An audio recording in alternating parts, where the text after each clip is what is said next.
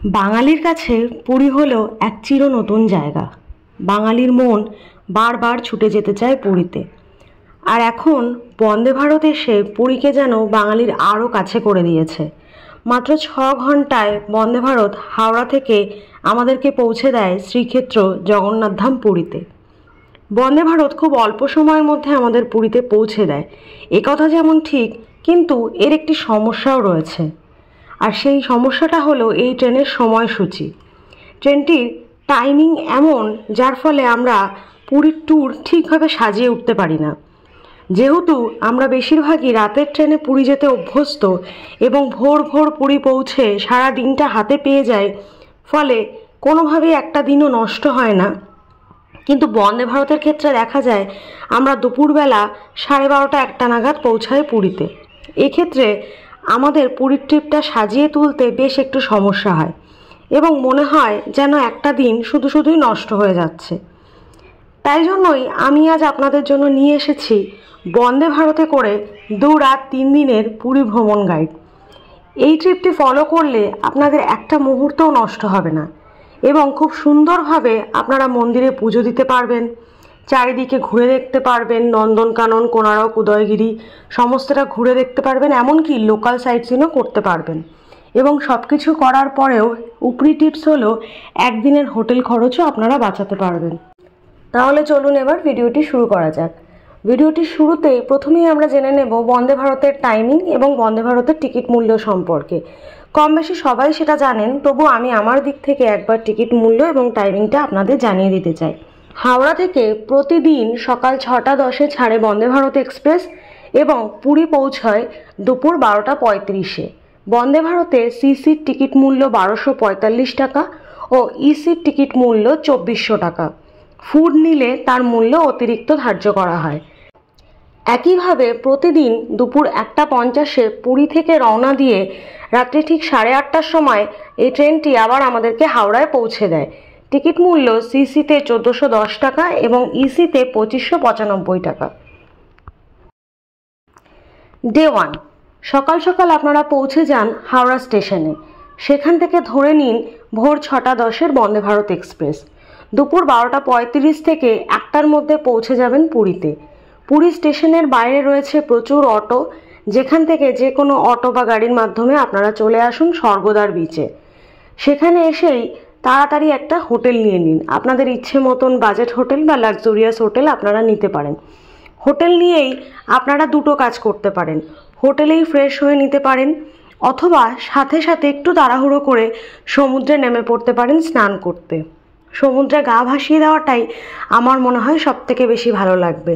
যদি খুব বেশি গরম না থাকে তাহলে সমুদ্রে স্নান করুন, আপনাদের রিফ্রেশ লাগবে। স্নান সেরে রেডি হয়ে চলে আসুন মন্দিরে পুজো দিতে। আর হ্যাঁ, আপনারা যদি লাঞ্চ না করে থাকেন তাহলে স্নানের আগেই লাঞ্চ সেরে নেবেন। লাঞ্চ করে স্নানটা করবেন, তাহলে আপনাদের পুজো দিতেও ভালো লাগবে। পুজো দিতে আপনারা চলে আসুন দুপুরবেলায়। দুপুরবেলা মন্দিরে ভিড়ও একটু কম থাকে, আর এই দিন পুজো দিলে আপনারা ট্রিপটাও খুব সুন্দর করে সাজাতে পারবেন। দুপুরবেলা আসলে আপনারা পুজো দেওয়ার সাথে সাথে বিকেল 4টের সময় যা ধ্বজা পরিবর্তন হয় সেটাও দেখতে পারবেন। পুজো দিতে এবং পুজো দিয়ে মন্দিরের প্রসাদ নিয়ে হোটেলে পৌঁছাতে আপনাদের রাত হয়ে যাবে। তবে হ্যাঁ, অবশ্যই সেদিন মনে করে পুজো দিতে যাওয়ার আগে বা পরে ওটিডিসির কাউন্টার থেকে বাস বুকিং করে রাখতে ভুলবেন না পরের দিনের জন্য। আপনারা যদি মনে করেন আপনারা প্রাইভেট কারে ঘুরবেন, তাহলে প্রাইভেট কারটিও এই দিনই বুক করে রাখুন, কারণ পরের দিন ভোর ভোরই আপনাদের বেরিয়ে পড়তে হবে। আর রাত্রেবেলা অন্য কোনো কিছু না করে একটু বিচ মার্কেটটা ঘুরে দেখতে পারবেন, তারপর তাড়াতাড়ি করে শুয়ে পড়ুন। পরের দিন খুব ভোরে উঠে সানরাইজ দেখতে হবে এবং সারাদিনের জন্য বেরিয়ে পড়তে হবে আপনাদের পুরী ভ্রমণে।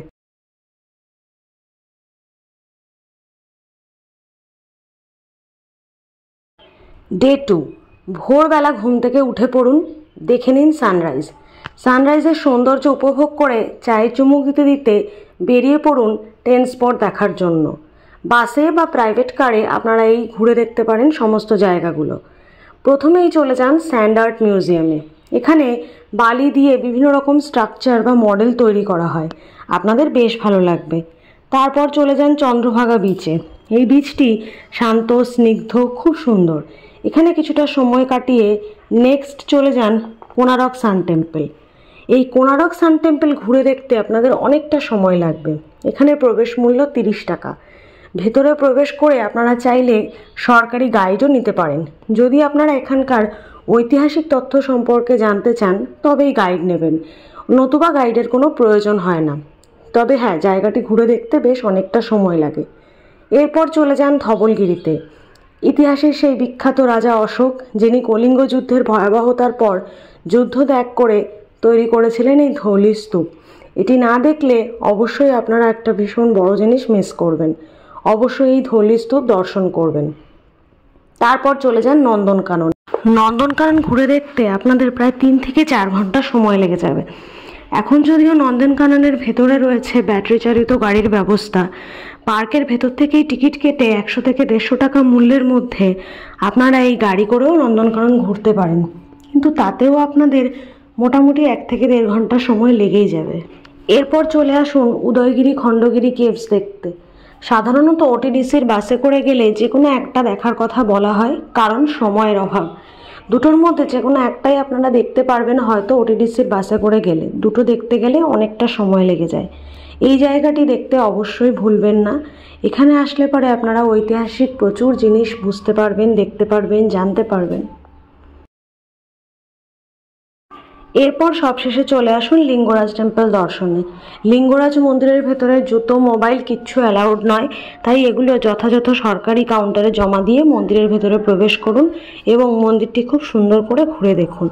এই সমস্ত জায়গাগুলো ঘুরে দেখতে দেখতে আপনাদের প্রায় সন্ধে হয়ে যাবে এবং যখন আপনারা আবার হোটেলে পৌঁছাবেন তখন আপনাদের কাছে করার মতন বিশেষ কিছু থাকবে না। কিন্তু অবশ্যই এই দিনটি আশেপাশের বিচ মার্কেটটি ঘুরে দেখতে ভুলবেন না এবং আশেপাশের লোকাল ফুড ট্রাই করতেও ভুলবেন না, কারণ পরের দিন আপনারা আর এই সুযোগ পাবেন না।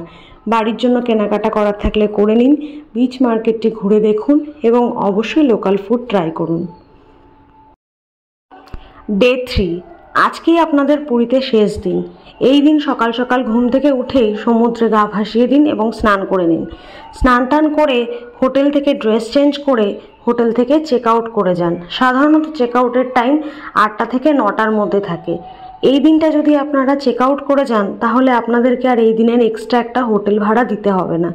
আপনারা চাইলে রিসেপশনে লাগেজ রেখে ঘুরে দেখতে পারেন লোকাল সাইট সিন, বা তার থেকেও ভালো একটা অটো বা টোটো আপনারা সম্পূর্ণ রিজার্ভ করে নিন। তাতে করেই লাগেজ নিয়ে সারাদিন ঘুরে দেখুন লোকাল সাইট সিন এবং টোটোর সাথে এমনভাবে কন্ট্যাক্ট করে নিন যাতে টোটো আপনাদের সবশেষে স্টেশনে পৌঁছে দেয়। এভাবে আপনারা একদিনের হোটেল ভাড়া নির্দ্বিধায় বাঁচাতে পারবেন। লোকাল সাইট সিনে বেরিয়ে একে একে দর্শন করে নিন Sonar Gouranga, Bedi Hanuman, Buddha temple, Gundicha temple, Narendra Pukhari, Omkareshwar temple, Gupta Vrindavan এবং সবশেষে blue flag beach. Blue flag বিচটা খুবই সুন্দর। এখানে যদি আপনাদের হাতে অনেকটা টাইম বেঁচে যায় এবং ট্রেনের সময় তখনও অনেক বাকি থাকে, এখানে আপনারা কিছুটা সময় অপেক্ষা করতে পারেন এবং এর ভেতরে ফুডিং লজিংয়ের ব্যাপার আছে, বিভিন্ন হোটেলসও রয়েছে। আপনারা চাইলে এখানে দুপুরের লাঞ্চও সারতে পারেন। তারপরে আপনারা চলে আসুন সরাসরি পুরী স্টেশনে। পুরী স্টেশনে এসে আপনারা এখানকার ঝকঝকে এসি ওয়েটিং রুমেও ওয়েট করতে পারেন এবং আইআরসিটিসির যে ফুড ট্রাক রয়েছে সেখান থেকেও লাঞ্চ সেরে নিতে পারেন। দুটি খুব সুন্দর জায়গা, পরিষ্কার পরিচ্ছন্ন, কোনোটিতেই আপনাদের অসুবিধা হওয়ার কথা নয়। তারপর যথাসময়ে পুরীতে বন্দে ভারত এক্সপ্রেস এসে পৌঁছালে উঠে পড়ুন বন্দে ভারত এক্সপ্রেসে এবং পৌঁছে যান আপনার গন্তব্য হাওড়াতে। ভিডিওটির কোনো অংশে যদি আপনাদের মনে হয় শিডিউলটি বড্ড হেকটিক, তাহলে বলে রাখি এই শিডিউলটি শুধুমাত্র তাদের জন্য যাদের হাতে সময় কম থাকে বা যারা হয়তো শুধুমাত্র শনি রোববারের ছুটিতেই পুরী বেড়াতে যাওয়ার সময় পান। তাদের জন্যই আমি এই অল্প সময়ের মধ্যে শিডিউলটি তৈরি করেছি, অল্প সময়ের মধ্যে ট্রিপটি সুন্দর করে সাজিয়েছি যাতে আপনারা সমস্ত দিকটা ঘুরেও দেখতে পারেন এবং আপনাদের হাতে সময়ও পর্যাপ্ত থাকে এবং সময় নষ্ট না হয়। ভিডিওটি যদি আপনাদের ভালো লেগে থাকে তাহলে প্লিজ একটি লাইক করবেন, চ্যানেলটিকে সাবস্ক্রাইব করতে ভুলবেন না। সাবস্ক্রাইব করে অবশ্যই আমার পাশে থাকবেন। ভিডিওটি দেখার জন্য আপনাদের সকলকে ধন্যবাদ। সকলে ভালো থাকবেন, সুস্থ থাকবেন, আনন্দে থাকবেন আর ঘুরতে থাকবেন। টাটা।